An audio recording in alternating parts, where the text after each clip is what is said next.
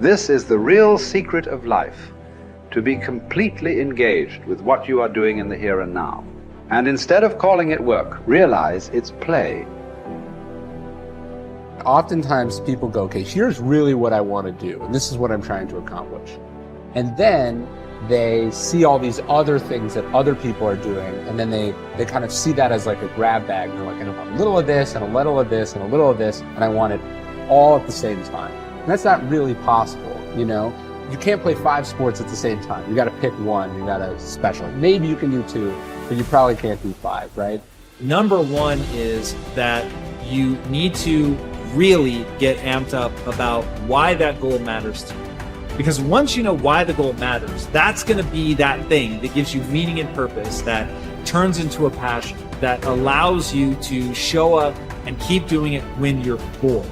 What would you like to do? If you don't like what you're doing, and you don't like where you are, and you don't like your relationships, and you don't like X, Y, or Z, what do you want? What do you like? And then you got to be able to add passion to it, to activate that thing and make that dream a reality. And to find that meaning and to develop it, to create meaning in our lives, we have to set an intention and we have to pursue that intention. Start small, know what you want, get out of bed, get after it, set rules for yourself, follow those rules. You have to understand that you're not your own servant, so to speak. You're someone that you have to negotiate with, and you're someone that you want to present the opportunity of having a good life to. And that's hard for people because they don't like themselves very much. Once you discover your purpose, it's your job to live with passion. That's when you're passionate. That's when you're ready to go to that next level. You determine your legacy. It's up to you. Your legacy is in your hands. As long as you can breathe, as long as you can hear, as long as you can see. If you're passionate and driven and focused in what you do, if you're really good at it, people will take notice. That's basically it. So those dreams and goals that some of you have that may seem larger than life, good. That's what I want you to go after. And don't let the fear of the failure, don't let the fear of perfection hold you back. You won't be perfect. You will make mistakes. But I promise you this, you're never going to know if you can sink or if you can swim unless you jump in the water. So continue to fight forward. Continue to believe in yourself. Hold on to the possibilities. Get away from the negativity.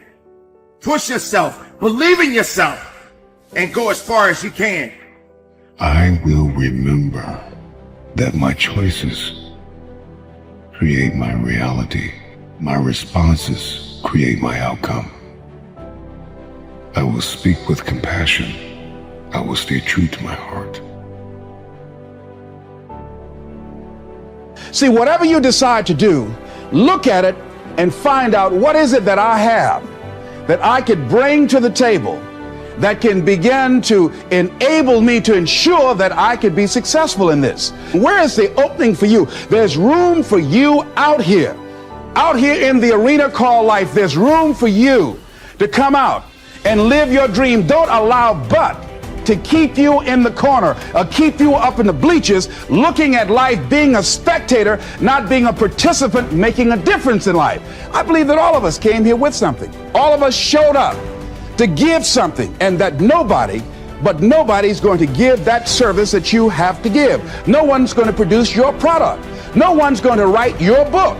No one's going to open your academy. No one's going to begin to create your daycare with a special curriculum to help to cultivate the high self-esteem in our children. That's your idea. And if you don't bring your idea out here, when you die, all of us will suffer because we've been deprived of your genius because you allowed but to keep you in the bleachers and not pursuing your greatness. You take it to your grave with you. And that's what most people do. Now here's the simple formula for setting goals. It goes like this. A, work on your goals. That's step 1. Work on them. And I put the word work there deliberately. Setting goals is plain hard work. I don't want to kid you. We haven't come here tonight to kid each other. It's work. I know it's work. That's why a lot of people just let it slide. It's work. Many people work hard on their job, but they don't work hard on their future. They just let that slide. And the work involved is making plans. I know most people don't. I understand that. But don't let that be you. Guy says, well, yeah, you work where I work. By the time you struggle home, it's late. You've got to eat a bite of supper, watch a little TV, get to bed. You can't sit up half the night. Plan, plan, plan. And the guys be good worker, hard worker, sincere. But you've got to be better than sincere, working hard. You've got to be better than a good worker. You've got to be a good planner. Somebody once wisely said, the people who fail to plan are planning to fail. Well said. So work on your goals. Here's step 2. Write your goals down. That's so important. I teach my staff around the world, put your goals in your journal. Because one of the major people you want to study is yourself. So here's the list of goals I put together 3 weeks ago. Here's the list of goals I put together 2 years ago. Here's some of the changes I made, rearrangement of my priorities. I scratched these off, I put these on, I've gotten these. Study your accomplishments, study what your desires are. Put them on paper, write them down. Here's another reason for writing your goals down. It shows you're serious about doing better. And to do better, you gotta get serious.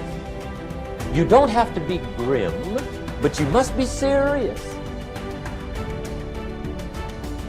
Everybody hopes things will get better. Everybody hopes. Poor people hope. That ought to tell you something.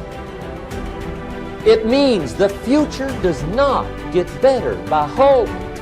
It gets better by plan. In studying warfare and battles over the centuries, I have always been fascinated by the situations where a smaller force defeated a numerically superior force. In every case, what I discovered was that the numerically smaller force was far better organized, more methodical, and more orderly in its plan of attack and execution than was the larger, more disorganized force. By the same token, an ordinary person with a system or recipe for problem solving can run circles around highly intelligent or well-educated people who throw themselves at their problems without a method or process for solving them. Always be sure to think on paper. Write things down. There is something that happens between the brain and the hand when you write. You get a greater sense of clarity and understanding with regard to the issues involved. You think better. Your perception is sharper. You actually become smarter and more creative by the very act of writing everything down as you go along and before you make a decision. One of the most important parts of your personal philosophy should revolve around the development of options. The rule is you are only as free as your well-developed alternatives. If your goal is to be happy, successful, and free, you must have choices. There must be more than one thing that you can do in every situation. You can never allow yourself to be trapped with only one course of action open to you. From the time you take your first job, make your first investment, or embark on any part of life, you should immediately begin to develop an alternative to that if something should go wrong. Always be looking for ways to use your creativity to add value by doing things faster, better, cheaper, or easier in some way. Just as the word deserve comes from the Latin roots de and servus, which mean from service, you should always be looking for ways to deserve greater rewards from serving your customers better in some way.